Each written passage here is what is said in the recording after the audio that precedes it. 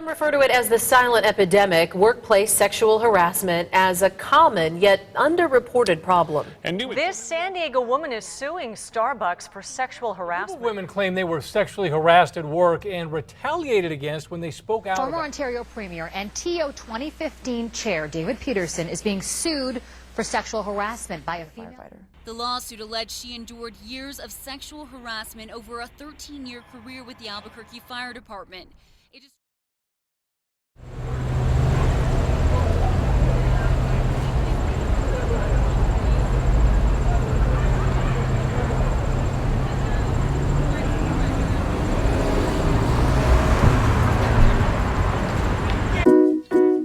So what is sexual harassment?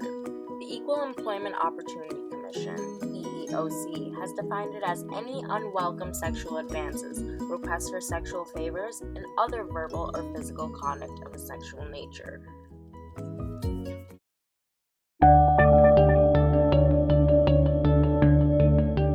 What does it look like at work?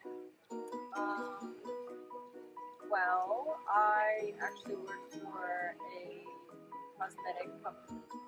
So you ask that because I feel like a lot of the older men that work there can tend to say things that I feel are inappropriate and not really related to what we're doing at the time business-wise. But I tend to not do anything about it.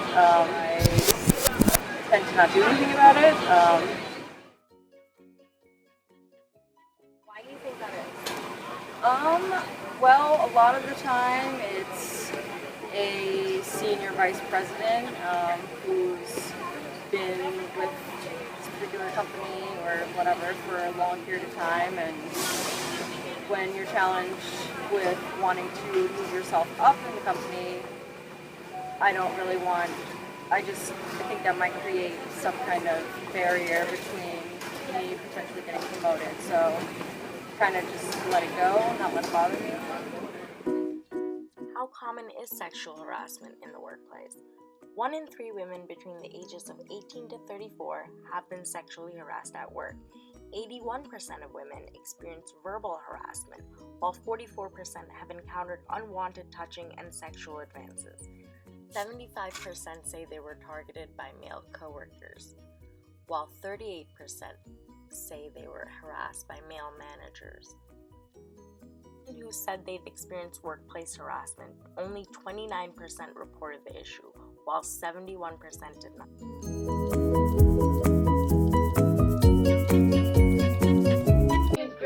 I am an associate attorney at Barenbaum Lincoln.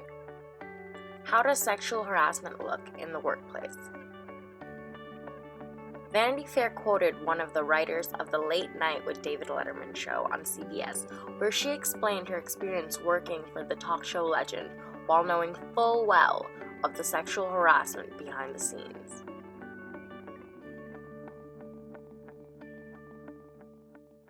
Did Dave hit on me? No. Did he pay me enough extra attention that it was noted by another writer? Yes. Was I aware of rumors that Dave was having sexual relationships with female staffers? Yes. Was I aware that other high-level male employees were having sexual relationships with female staffers? Yes. Did these female staffers have access to information and wield power disproportionate to their job titles? Yes. Did that create a hostile work environment? Yes. Did I believe these female staffers were benefiting professionally from their personal relationships? Yes. Did that make me feel demeaned? Completely. Did I say anything at the time?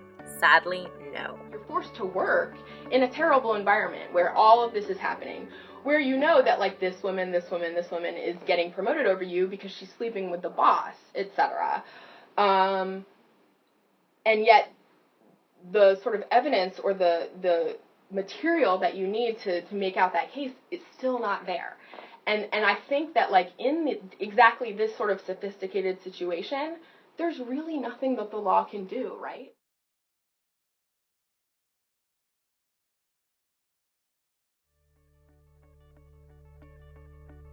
So it basically means you're being sexually harassed by, a coworker or supervisor, and he is telling you, I'll do XYZ for you. If you have sex with me, I'll, you know, if you have sex with me, you'll be promoted. If you have sex with me, like, I'll protect you. And the case arises when, you know, that sort of thing goes on, and the woman says no, or the woman, like, ends the quid pro quo thing. She doesn't want to do it anymore, or, you know, anything like that, and she's retaliated against for that. So, like, you know, she's demoted, she's iced out, she's fired, whatever.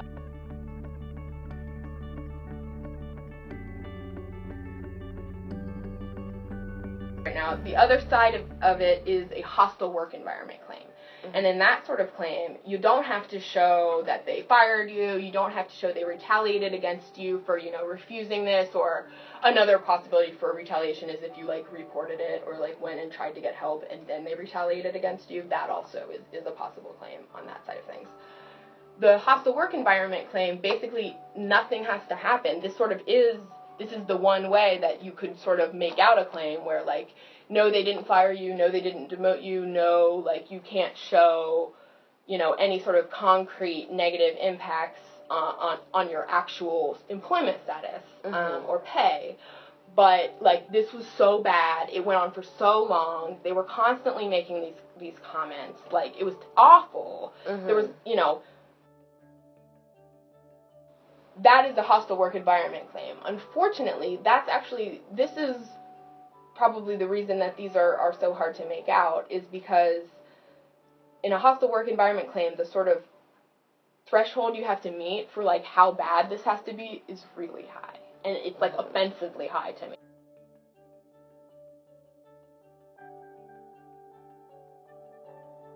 If a woman can show a sort of ongoing pattern of sexual harassment, you know, of even more than 3 or 5 comments, I think that should make out a sort of basic case for her to bring her claim. Because as it currently stands, you really have to plead, like, very egregious, horrible treatment. And so if it's only a couple incidents, this has to be, like, he grabbed your boob, like, he was, like, putting his hand up your skirt, he said something, like, absolutely horrifying, like, you know, think of, like, the worst dirty talk you've ever heard. You do have to keep in mind that people will take advantage of it if they can. For me personally, I would put the risk there on people, the possibility of taking advantage of the law, than to put the risk on people who are being sexually harassed, don't get any vindication. You need to report it. Absolutely. Like, tell everyone. And you need to tell your supervisor, you know, if there's an HR, tell your direct supervisor, tell your HR, go make a report to the HR department, absolutely make a report to your EEO officer if he or she exists. And when you're making these reports, document. Any documentary evidence that you have, keep it, retain it, make sure you have a file of it, you know, because, like, testimony is evidence, but, like, documentary testimony is unimpeachable evidence, right? If the harassment progresses and now involves retaliation, be sure to talk to a lawyer like Barenbaum Mencken, LLP. They are great at getting justice for discrimination and harassment at work.